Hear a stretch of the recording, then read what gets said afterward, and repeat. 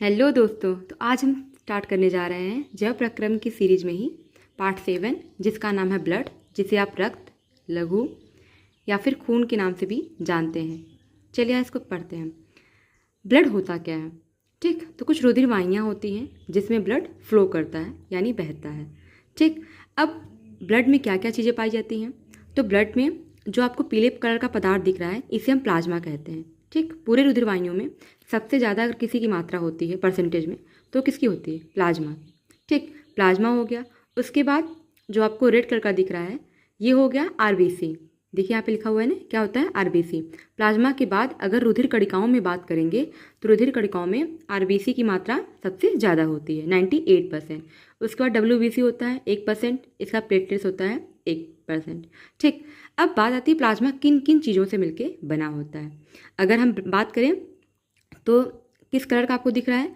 तो ये हल्का सफ़ेद और पीले रंग का दिखता है। कैसा है? तो प्लाज्मा रुधिर वाहिनियों के अंदर बहता है, तरल पदार्थ की तरह होता है और रक्त कणिकाएं जो होती हैं आरबीसी, डब्ल्यूबीसी, प्लेटलेट्स, ये इनमें बहती रहती हैं। ठीक, ये किन किन चीज़ों से मिलकर बना होता है? तो जल, प्रोटीन और यूरिया। ठीक, 3 चीज़ों से मिलकर बना होता है प्लाज्मा। चलिए आइए देखते हैं कि रक्त क्या है। रक्त एक तरल संयोजी ऊतक है। क्या है? एक तरल संयोजी ऊतक। ब्लड किन किन चीज़ों से मिलकर बना है? तो आरबीसी, डब्ल्यूबीसी और प्लेटलेट्स। ठीक, अब समझते हैं कि रक्त का कार्य क्या होता है। जान गए क्या क्या चीज़ें होती हैं, लेकिन कार्य क्या होता है? कार्य होता है कि ऑक्सीजन, कार्बन डाइऑक्साइड और यूरिया भोजन का वहन करना। ठीक, कार्बन डाइऑक्साइड को पूरे भागों तक, ऑक्सीजन को पूरे भागों तक पहुंचाना, कार्बन डाइऑक्साइड को फेफड़ों तक लेके जाएगा। ठीक, वहाँ शरीर से बाहर निकाल दिया जाएगा। भोजन का भी वहन करता है, ऊर्जाओं को पूरे बॉडी तक पहुंचाता है। इसके बाद तापमान और पीएच का संतुलन भी मेंटेन करके रखता है ब्लड। ठीक है, थोड़ी देर पहले हमने जाना कि आरबीसी जो ब्लड होता है वो आरबीसी, डब्ल्यूबीसी और प्लेटलेट से मिलके बना होता है। अब हम समझेंगे कि आरबीसी क्या है। आरबीसी का फुल फॉर्म जो होता है रेड ब्लड कॉर्पस होता है। ठीक, या रेड ब्लड सेल भी कह सकते हैं आप इसे। हिंदी में इन्हें लाल रुधिर कणिकाएं कहते हैं।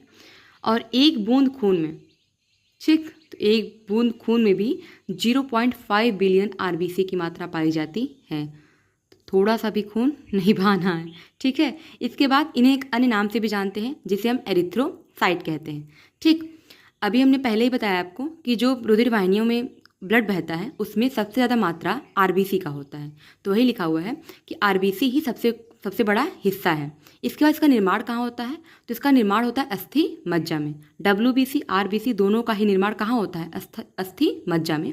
इसे बोन मैरो भी कहते हैं। ठीक, अब इसका आकार कैसा होता है? तो आपको फिगर में दिख रहा होगा, छोटी छोटी हैं, चपटी हैं और कटोरी नुमा आकार की होती हैं, लाल कलर की होती हैं। और मोस्ट इम्पॉर्टेंट, बहुत सारे एग्जाम में पूछा गया है कि इनमें केंद्रक पाया जाता है या नहीं। तो आपका आंसर है नहीं, आरबीसी में केंद्रक नहीं पाया जाता है। ठीक, हमने आकार को समझ लिया। अब बात आती है कि अगर आरबीसी लाल है तो क्यों लाल है? किसने किया? तो हीमोग्लोबिन एक पदार्थ होता है जो लौह युक्त होता है, यही आरबीसी को रेड करने में मदद करता है, यानी इसको लाल रंग देता है। आरबीसी का जीवन काल कितना होता है? तो बस 120 दिन ही जिंदा रहता है। अगर अभी इतने दिन तक जिंदा है तो मरेगा कब और मरेगा कहाँ पे? तो आरबीसी का जो कब्रिस्तान होता है वो होता है प्लीहा में। ठीक है, बात समझ में आई? आरबीसी कब्रिस्तान कहाँ होता है? प्लीहा में। ठीक, अभी समझेंगे कि इसको हम लोग कब्रिस्तान क्यों कहते हैं, प्लीहा को। ठीक, आगे देखते हैं कि इनकी अगर आरबीसी की मात्रा ज़्यादा होती है बॉडी में या फिर कम होती है, दोनों ही स्थितियों में शरीर पे गहरा प्रभाव पड़ता है। अगर आरबीसी की मात्रा ज़्यादा हो गई या कम हो गई तो ऑक्सीजन की जो पूर्ति होती है, पूरे बॉडी में ऑक्सीजन को जो पहुंचाना होता है वो नहीं हो पाता है, शरीर पीला पड़ जाता है। विकास की रफ्तार, ये बच्चों में है कि अगर छोटे बच्चे हैं और अगर उनमें आरबीसी की मात्रा कम हो गई है तो उनका विकास क्या होता है? उनकी विकास की रफ्तार धीमी हो जाती या कम हो जाती है। ठीक, अब बात आती है कि इनके कार्य क्या हैं आरबीसी के।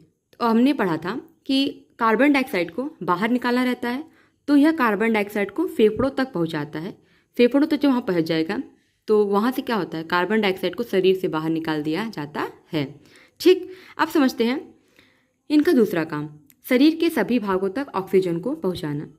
ठीक, इसके बाद जब ऑक्सीजन को पूरी बॉडी तक पहुंचा देगा और इसके बाद वहाँ से जितने भी कार्बन डाइऑक्साइड रहेंगे उसको फेफड़े तक पहुंचाएगा, वहाँ से शरीर से बाहर निकाल दिया जाएगा। आरबीसी कब्रिस्तान हम लोग प्लीहा क्यों कहते हैं? क्योंकि यह पुराने आरबीसी को हटा देता है और नष्ट कर देता है, ख़त्म कर देता है, इसीलिए हम इसको प्लीहा को कब्रिस्तान कहते हैं। किसका? आरबीसी का। नेक्स्ट टर्मिनोलॉजी है डब्ल्यूबीसी। फिर वही बात, किसका फुल फॉर्म क्या है? तो वाइट ब्लड कॉर्पल्स, श्वेत रुधिर कणिकाएं। ठीक, इसका अन्य नाम भी है लिम्फोसाइट। क्या है? लिम्फोसाइट। निर्माण कहाँ होता है? तो अस्थि मज्जा में होता है। इसे शरीर का सिपाही भी कहते हैं। अब इसे शरीर का सिपाही क्यों कहते हैं? क्योंकि यह आपको विभिन्न प्रकार के रोगों से बचाता है। अगर आप में डब्ल्यूबीसी की मात्रा ज़्यादा है, ठीक है, तो वो क्या करेगा? आपको रोगों से बचाता है, इसलिए इसको को कहते हैं शरीर का सिपाही। ठीक, अब बात आती है कि अगर कोई स्वस्थ मनुष्य है तो उसके शरीर में कितना डब्ल्यूबीसी होना चाहिए।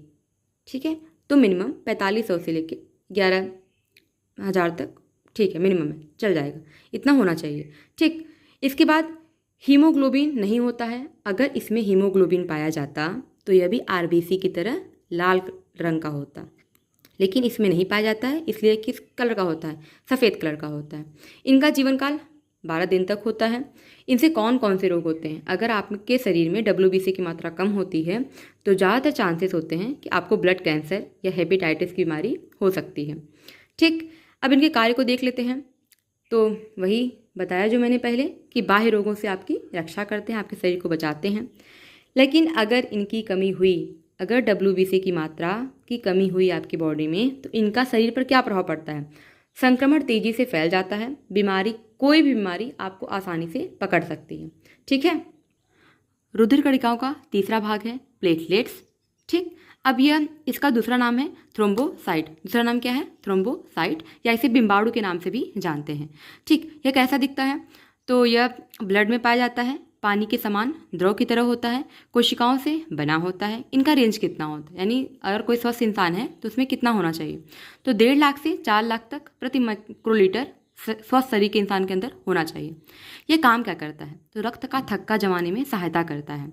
जैसे अगर आपके हाथ में किसी प्रकार की चोट लगती है तो अगर प्लेटलेट्स की मात्रा कम होती है आपकी बॉडी में तो आपका जो रुधिर होता है वो कॉन्टीन्यूसली बहता रहता है। ठीक, लेकिन अगर प्लेटलेट्स की मात्रा नियंत्रित है, ठीक ठाक है, तो यह क्या करता है? रुधिर का थक्का जमा देता है, जिससे आपका ब्लड बाहर नहीं निकलता है।